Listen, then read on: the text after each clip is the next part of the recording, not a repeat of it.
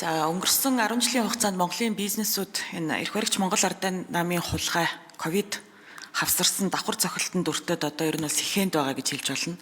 Бизнесийн орчин өдөр ирэх тусам дороотож байгаа. Хувийн хвшлийн орон зай өдөр ирэх тусам хумигдж байгаа. Тэгээ бид ийм экзэгтэй цаг хугацаан дээр бизнес эрхлэгчдийг төлөөлөх гол байгууллага болох Монголын үндэсний худалдаа аж үйлдвэрийн танхимын тухай хуулийг хэлэлцэж байна. Тэгэхээр эхний ээлжинд танхимын төлөөллөөс хэд хэдэн асуулт байна. 2025 онд улсын хэмжээнд 263 мянган аж ахуй нэгж бүртгэлтэй байгаагаас 117 мянган аж ахуй нэгж идэвхтэй үйл ажиллагаа явуулж байгаа гэсэн тоо баримт үндэсний статистикийн хороо өгч байна. Тэгвэл танхимд гишүүнчлэлтэй 6768 аж ахуй нэгж байгаа талаар сая байнгын хороон дээр тодруулсан. Тэгэхээр энэ 6768 гишүүн чинь нийт идэвхтэй үйл ажиллагаа явуулж байгаа аж ахуй нэгжүүдийн ердөө нэг 5-6% байгаад байгаа гэсэн үг. Тэгэхээр танхим ер нь одоо энэ гишүүнчлэлийнхаа бодлого дээр ямар бодлого барьдгийг, гишүүнчлэлээ нэмэгдүүлэх чиглэлээр ямар хөтөлбөр хэрэгжүүлдгийг, ер нь энэ гишүүнчлэлийнхаа тоонд хангалуун байдаг уу? Би бас ийм олон улсын зарим одоо харьцуултуудыг харахыг зорилоо л да. Тэгэхээр ийм сайн дураараа эвлэлтэн нэгдэг танхимтай дийлэнх улс орнуудад нэг за ядаж нэг минимум 10% одоо компаниудын 10%-ийг бол гишүүнчлэлтэй хамруулсан байд юм байна. Тэгэхээр та нарт яг энэ тал дээр тодорхой тоо баримт судалгаанууд байна уу? Ер нь энэ гишүүнчлэлээ нэмэгдүүлэх чиглэлээр ямар үйл ажиллагаа явуулж байна? Ер нь Монголын үндэсний худалдаа аж үйлдвэрийн танхим бизнес эрхлэгчдэд зүй ёсоор төлөөлж чадж гин гэж үзэж гин гэдэг асуудал. Улсын их хурлын талаас харуул танхимыг бизнес эрхлэгчдийн дуу хоолой гэж хардаг учраас хуулийн төслүүдийг бол танхим дээр хийгээд байгаа шүү дээ. Тэгээ бид ч бас одоо улсын их хурлд гарсан намын бүлэгч гэсэндээ нэлээд олон хэлцүүлгүүдийг хийсэн, аль болох ажил хэрэгч саналуудыг төсөлтөд тусгахыг зорддог. Тэгэхээр энэ бодлогын нөлөөллийн чиглэлээр танах ер нь энэ сэтгэл бас хангалуун байна уу? Ер нь одоо танхим дээр явагдаж байгаа хэлцүүлэг, танхимын өгж байгаа энэ хуулийн төслүүд дээрх саналууд хэр одоо биелэлээ олдог вэ гэдэг нэг асуулт. За эдийн засгийн байнгын хороон дээр уг хуулийн төслийг дэмжээгүй, за дэмжихгүй байх хэд хэдэн шалтгаан байсан. Нэгдүгээрт 1995 онд батлагдсан хуультай харьцуулахад яг ямар давуу тал байгаа вэ гэдг нь ерөөсөө ойлгомжгүй байгаа даа. Ер нь энэ 95 оны хуулийг шинжлэх бодит шаардлага байгаа мó гэдэг асуудал. Аль болох төрөөс хараад бус байж гишүүн байгууллагуудын эрх ашгийг хамгаална энэ гэсэн тийм үзэл баримтал яриад байгаа боловч яг энэ нэг бодиттой ялгаа бол харагдахгүй байна гэсэн үг. Ер нь бид эрх зүйн доктортой байдлыг бас их чухалчлах хэрэгтэй шүү дээ. Тэгэхээр өнгөрсөн 20 жилийн хугацаанд бий болсон одоо энэ танхим дээр байгаа бүтэц бүрэлдэхүүн одоо энэ бүх одоо байгууллагын соёл институцийн төлөвшлийг одоо энэ хуулиар ахаад эвдээ хайж хуйдэ гэсэн болгоомжлол зүй ёсоор байгаа. За энэ болгоомжлын нэг хэсэг нь бол одоо саяны гишүүдийн яриад байгаа салбар танхимын асуудал. Энэ салбар танхим гэдэг нь бол одоо энэ шинээр өргөн баригдаж байгаа хуулийн төслийн одоо бас гол ялгаа гэж харагдаж байгаа. Тэгэхээр салбар болгонд бол одоо бас үйл ажиллагаа явуулж байгаа маш одоо бэхжсэн ийм сайн холбоодууд бий. Эдгээр холбоодын одоо асуудал яах юм? За эсвэл одоо ингээд энэ танхимынхаа бас бүтцийг бүр эвдчих, тэгээ 50 компани нийлээл янз бүрийн салбар танхимууд бий болгоол одоо бүр нэг ийм үүрээ эвдсэн шоргоолчийг болчих вэ гэсэн болгоомжлол байгаад байгаа. Тэгэхээр яг энэ шинжилсэн хариулга оруулж ирж байгаагийн бас яг бодит зорилго нь юу вэ? Яг ямар ийм тодорхой ялгаа бас байна вэ гэдгийг хууль санаачлагчаас асууя. За яарсан. Их төшин гişүн.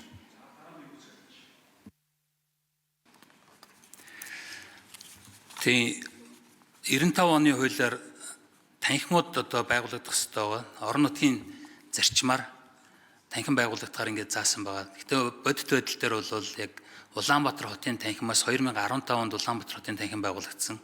Тэрнээс өөрөөр одоо орон нутгийн танхимууд байгуулагдаагүй.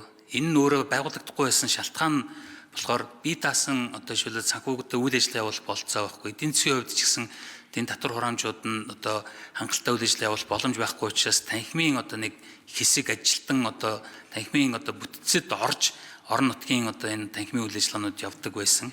Тэгэд энэ нь өөрөө энэ танхимын нөгөө төлөөлөх чадварыг алдагдуулж өөрөөр хэлбэл аймаг нийслэлүүд дээр одоо тэндээ очиж аж ахуй нэгжүүд нь гишүүнчлэлээ илүү одоо тэндээ үүсгээд Тэгээд үндэсний танхим дээр илүү бодлогын асуудлуудаа ярих одоо ийм болцоо орон зайнууд гарна гэж одоо хуулийн хувьд тэгж харагдсан ч гэсэн аж ахуй нэгжүүд нь нөгөө орон нутгийн салбарууд байхгүй болохоор бүгдээрээ үндэсний танхим дээр очиод одоо орцсон. Тэгэхээр тэнд цөөн одоо гол нөгөө үйл ажиллагаа явуулдаг том компаниудын төлөөлөл илүү ороод жижиг дундууд ч юм уу аж ахуй нэгжүүдийн хувьд бол яг энэ болцоо боломж хязгаарлагдмал учраас энд төлөөлөх чадвар энэ хэмжээгээр унсан байгаа. Тэгэхээр энэ хуулийн өөрчлөлт болсон одоо зайлшгүй шаардлагуудын нэг нь бол эдийн засгийн салбаруудаар ягаад гэвэл салбаруудаар энэ танхимыг өргөжүүлэх ёстой байна гэдэг. Нөгөө талаас энэ салбарын дээр сая таны дээр болгоомжл бас яг үнэхээр яг байх ёстой болгоомжл байгаа. Одоо яг олонхын төлөөлөл автсан яг энэ холбоотуудыг бужигнуулж болохгүй. Сая мэргэжлийн нэгдсэн холбоотын тухай хуулийн дээр ч гэсэн бас энэ нь өөрөө бас тодорхой хэмжээгээр ийм одоо үл ойлголт бий болгох, зарим нэг хэмжээгээр амбиц одоо жишээлбэл бий болгох тэр олон жил болцсон, зарим нь 100 жил болцсон холбоотууд байна. Одоо гишүүд нь зүгээр үйл ажиллагаа явуулдаг. Энийг бас ингээд хэвийн байдлыг алдагдуулах бас тийм эрсдлүүд харагдсан. Тэгэхээр танхимын хувьдсан бас яг энэ асуудал оруулахын тулд хуулийн төсөл дээр бас заалт оруулж ирсэн байгаа. Тухайн салбартаа одоо хүлээн зөвшөөрөгдсөн ийм одоо түүхэн энэ байгууллагуудыг одоо салбар холбоотуудыг тэр салбарт нь зэрэгцүүлж танхим байгуулахгүйгээр өөрөөр хэлбэл дахиж тэр одоо байгаль одоо юу гэдэг нь түүхэн жамаараа бий болцсон энэ бүтцийг эвдэхгүй байхаар ийм одоо хуулийн төсөл заалт оруулсан байгаа. Тэгээ энэтэй холбогдуулж өмнө энэ хуулийн төсөл хилцүүлэх явцад 20 орчим яг энэ олонхын төлөөлөл автсан төрийн бас байгууллага энэ мэргэжлийн холбоотуудтай уулзалтууд хийсэн. Тэгэхээр энэ байгууллагуудаас энэ танхимын хуулийн үндэслэл баримтлалыг танилцуулж одоо уулзалт ярилцлага хийхэд бол одоо энэ байгууллагуудын хувьд бол нааштайгаар хүлээж авч байгаа. Тэгэхээр энэ одоо холбоотууд нь өөрөө танхимыг бүрдүүлэх одоо хэсэг нь болохоор аж ахуй нэгжүүдийн бас амар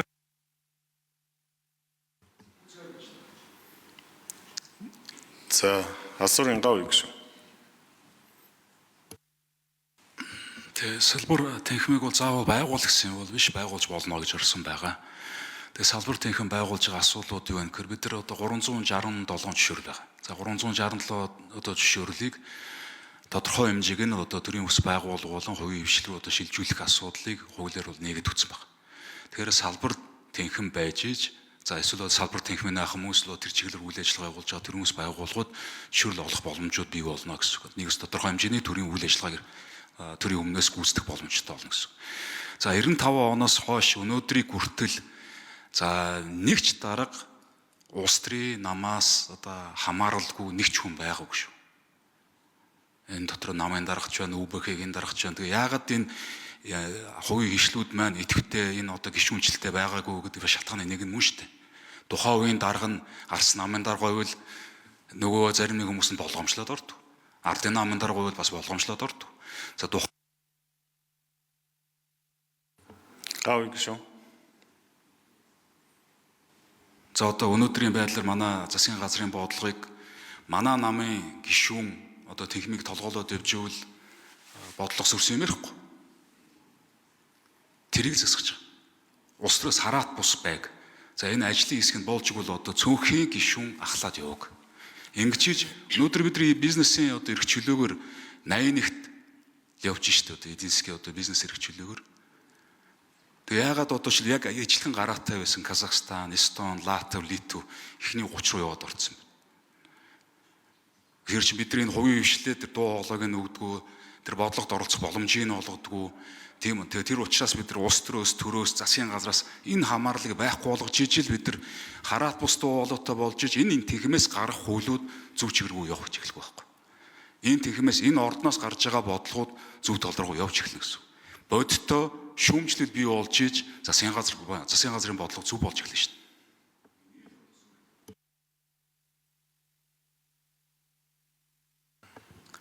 Дөрөв номерын микрофон. За жаргалан гишүүний асуултанд хариулъя. Бизнес орчны судалгаа сүүлийн 10 жил тогтмол буурсан муу үзүүлэлттэй байгаа. Нэгдүгээрт тогтмол буурч байгаа. Энэ нь бол тодорхой 4-5 хууль эрхцэн орчин буюу зохицуултуудтай холбоотой гэж бизнес эрхлэгч нар өөрсдөө дүгнсэн байдаг. Тэр хууль эрхцэн орчнуудыг сайжруулах чиглэлээр танхим өнгөрсөн хугацаанд 40 гаруй хууль ажлын хэсэг хууль ажлын хэсгүүдэд орж төлөөллөөрөө дуу хоолойгоо хүргэж ажиллаж байгаа. Гэвч тэр саналууд тусдаггүй. үр дүн байхгүй. Тэгэхээр энэ хуулийн зохицуулалтаар дамжуулаад танхим нэгэн төлөөллийн хувийн хөгжлийн төлөөллийн төв байгууллагын бол энэ хувийн хөгжлийг төлөөлөх мандатаа бас нэг баталгаажуулъя гэсэн ийм санаачлагыг дүрт явж байгаа. Хоёрдугаарт гишүүнчлэлээр аваад үзэх юм бол нийтийн эрх зүйтэй 119 улсад албан журмын гишүүнчлэл байна. Хувийн эрх зүйн 77 улсад сайн дурын гишүүнчлэлтэй байгаа. Аз болон Төв Азийг аваад үзвэл бол хосолсон байдлаар явж байгаа. Тэгээ танхимын санал бол хосолсон байдлаар явах цаг нь болцсон гэж институцийн хувьд үзэж байгаа. Энэ нь ч өөрөө бас